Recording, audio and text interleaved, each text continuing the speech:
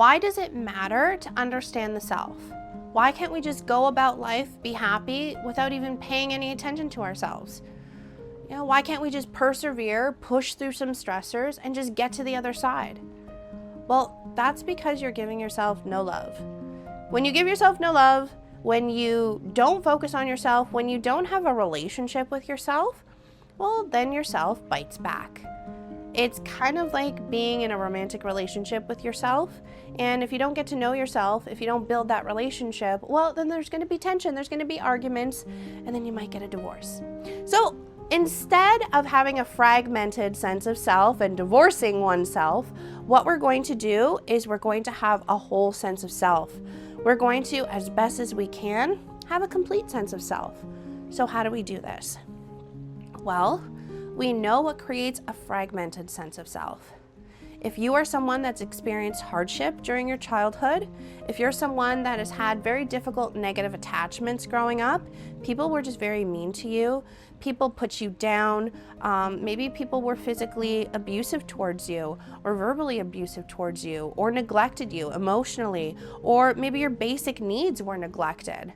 And this is very problematic. So you grew up with this roadmap, with this schema that you are no good and should be treated as no good. So then you should continue to be treated like crap.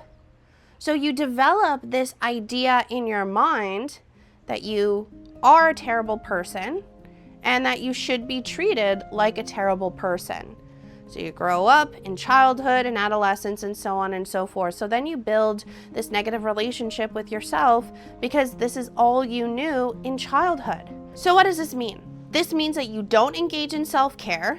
You don't take care of yourself in terms of what you need. You do the opposite. So if you need to sleep, then you push yourself to complete more work. Or maybe you're hungry, but you restrict your eating habits. Either way, you're building a very negative relationship with yourself. And then you wonder why you're struggling with depression or anxiety or an eating disorder, or you're turning to alcohol or other substances in order to cope. That's because you don't care about yourself. But that's just part of the psyche. It's not the whole psyche.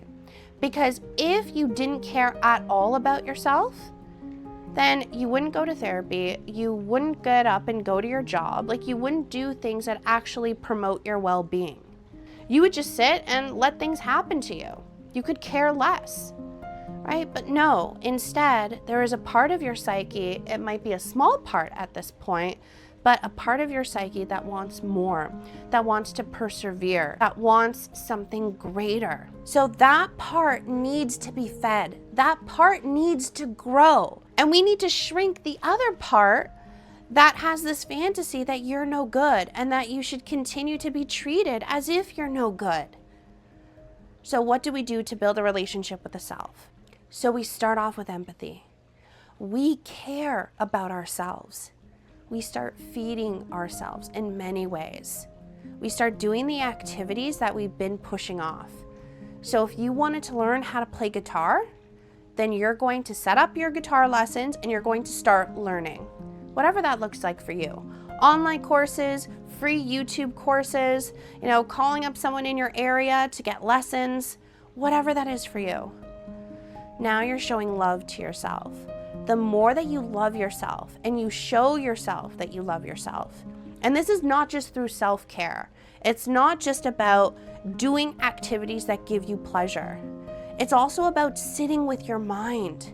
It's also about exploring the aspects of your mind and listening to your gut, listening to your unconscious. So then this way you can act in line and in accordance with what your unconscious mind is talking about. So say for instance, you're in a meeting and all of a sudden a part of your psyche, maybe it's the inner child part of you, is now all of a sudden triggered and feeling very overwhelmed, feeling exposed, feeling put on the spot because you made a mistake when you were speaking. So now all of a sudden, this part of your psyche is coming up. This part of your psyche is causing you to feel all sorts of things, right? Having all sorts of thoughts, wanting to act out in many different ways. maybe run out of that meeting, maybe, talk to someone about what's going on. You might be panicking. But if you show love to yourself, if you start really caring about yourself, you can sit in that pain, sit in that fear. And the other part of your psyche, the adult part, the part in reality, right, or the teen part, who's ever speaking there, can now listen to that unconscious inner child. Well, what are you saying? Why are you triggered? Because another part of your psyche might not be triggered at all, but one part is. So listen to it. What is that part saying? What do you need to do to soothe that inner child? By listening to the inner child and by acting in such a way as to satisfy the inner child's needs, now you're building more of a relationship with yourself. So it's not just self-care, it's much more than that. Empathy and self-love is building a relationship with ourselves. If we don't have a relationship with ourselves, how can we possibly have a relationship with anybody else? We can't. We need to love ourselves first. We need to put on our masks first, right? Airplane analogy. Put on our masks first and help out other people after. We don't help out ourselves, then we can be affected, we can be burnt out, we can neglect ourselves, and then we have no business helping other people. So if you're someone who wants to find out, how do I love myself? How can I dig deeper? How can I build more of a healthy, positive relationship with the self? Then reach out to the Mind People. My associates are more than happy to help schedule a consultation. You can book one below, and we can discuss what your personalized approach is, what your resources are, what you need in therapy as a way to achieve your goals. It is so important for you to focus on yourself. And by doing that for you, you're able to be more exposed and aware of so many wonderful opportunities.